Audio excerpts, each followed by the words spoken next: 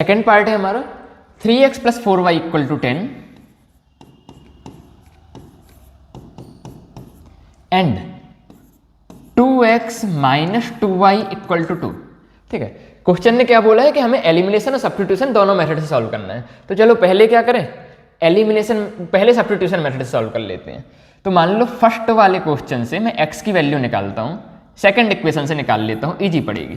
तो 2x equal to कितना हो गया 2 प्लस 2y, तो x इक्वल टू कितना हो गया 2 प्लस 2y अपॉन 2। ऊपर से 2 कॉमन लेके यदि कैंसिल कर देंगे तो x की वैल्यू कितनी आ जाएगी हमारी 1 माइनस वाई। ठीक है, x की वैल्यू 1 प्लस वाई, ये कहाँ से निकाला है हमने, सेकंड इक्वेशन से निकाला है। यदि सेकंड इक्वेशन से हमने x की वैल्यू निकाली है तो पुट किस में करेंगे, फर्स्ट इक्वेशन में। तो चलो पुट कर देते हैं। तो 3 इंटू एक्स की वैल्यू कितना है 1 plus y plus 4y equal to 10।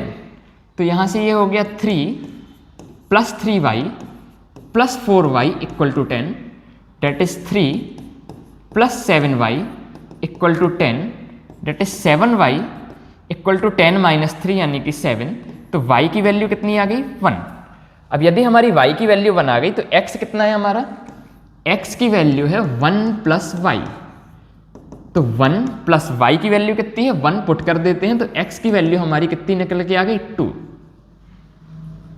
तो ये हमने सब्स्टिट्यूशन मेथड से इन दोनों इक्वेशन को सॉल्व कर लिया। इसके बाद क्या करें, इसके बाद एलिमिनेशन मेथड से सॉल्व करते हैं। तो देखो मैं पहले क्वेश्चन कॉपी कर लूं, 3x plus 4y equal to 10।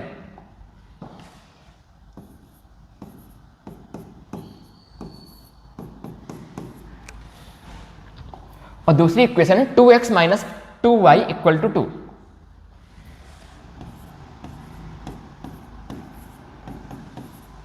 ठीक है, अब देखो बहुत सारे तरीके हैं। मैं सेकंड इक्वेशन को क्या कर सकता हूं, 2 से कैंसिल करके थोड़ा आसान भी कर सकता हूं, पर मैं एज इट इज जैसा है उसमें ही बताता हूं। ठीक है, तो पहले हमें क्या करना होता है, ये सोचना होता है एलिमिनेशन मेथड में किस वेरिएबल को हम क्या करें, एलिमिनेट करें। तो मान लो मैंने सोचा x को एलिमिनेट करते हैं।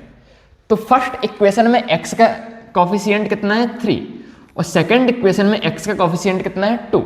ठीक है, तो दोनों का एलसीएम कितना आएगा 6। मतलब कि क्या होना चाहिए, दोनों इक्वेशन में x में 6 होना चाहिए। तो 6 लाने के लिए पहली इक्वेशन को 2 से मल्टीप्लाई कर दें तो 3 2 जा 6 हो जाएगा, और दूसरी इक्वेशन से कोई कितने से मल्टीप्लाई कर दें 3 से मल्टीप्लाई कर दें तो 2 3 जा 6 हो जाएगा। ठीक है, मल्टीप्लाई करते हैं तो पहली इक्वेशन कितना हो गया 2 3 जा 6 प्लस 2 इंटू 4 यानी कि 8y इक्वल टू 10 2 जा 20, और दूसरी इक्वेशन हो गई 3 2 जा 6x माइनस साइन 2 इंटू 3 यानी कि माइनस का 6y इक्वल टू 2 इंटू 3 कितना 6। अब देखो कॉफिशिएंट क्या हो गए, बराबर हो गए। यदि कॉफिशिएंट का साइन सेम है तो हम क्या करते हैं, कॉफिशिएंट का साइन सेम होता है तो हम कहते हैं सब्ट्रैक्शन। अब जब कभी भी हमें सब्ट्रैक्शन करना होता है तो साइन क्या हो जाते हैं अपोजिट। तो पॉजिटिव 6x के नीचे क्या हो जाएगा नेगेटिव, नेगेटिव के नीचे कितना आ जाएगा पॉजिटिव, और पॉजिटिव के अंदर नीचे क्या आ जाएगा नेगेटिव। तो देखो 6x माइनस 6x तो क्या हो गया, कैंसिल हो गया। 8y प्लस 6y कितना हो गया 14y, और 20 माइनस 6 कितना हो गया 14। तो यहां से हमें y की वैल्यू कितनी मिल गई 1। ठीक है, अब y की वैल्यू यदि हमें कितना मिल गई है 1 मिल गई है, तो x की वैल्यू निकालने के लिए किसी भी एक इक्वेशन पे हम y की वैल्यू रख दें। मान लो मैं पहली वाली में रख देता हूं, तो पहले वाले में इक्वेशन है 3x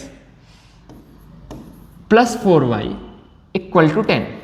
y की वैल्यू 1 आई है, वहां पे पुट कर देते हैं। तो 3x plus 4 into 1 equal to 10। तो 3x equal to 10 minus 4 that is 6। तो x की वैल्यू क्या आ गई 2 आ गई। ऐसे करके हम एलिमिनेशन मेथड से क्वेश्चन सॉल्व कर सकते हैं। ठीक है।